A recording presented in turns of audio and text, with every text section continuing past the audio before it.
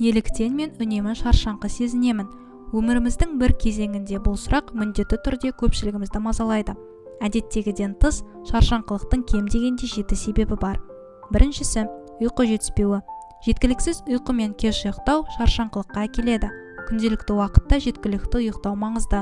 Әйтпесе ұйқы қарызы тез жиналып қалуы мүмкін. Екінші, стресс немесе жұмысбастылық. Көбінесе жалқаулық немесе ісімізге орынды басымдылық қоя алмауымыз стресс немесе жұмысбастылықты сезінудің тағы бір себебі болуы мүмкін. Біздің міндеттеріміз жинала келіп, қатты күйзеліс пен жұмысбастылыққа душар етеді.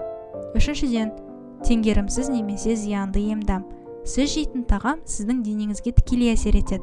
Шын мәнінде денеңіздегі жасушалар үнемі жаңарып отырады. Сонымен қатар, өзіңізді жақсы сезіну мен шаршаңқы сезінудің арасындағы айырмашылық сіз жейтін тағамның сапасы мен мөлшеріне байланысты. 4.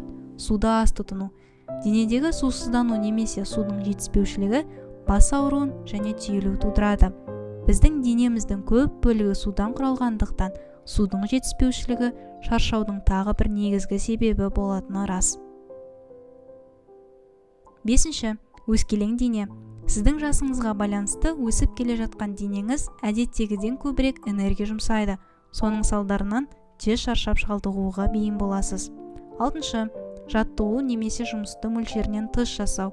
Үйде немесе жұмыста бір нәрсеге шамадан тыс күш жұмсау, сізді одан кейін күш қуатыңыз толығымен сарқылғандай шаршаңқы сезімге ұшыратады.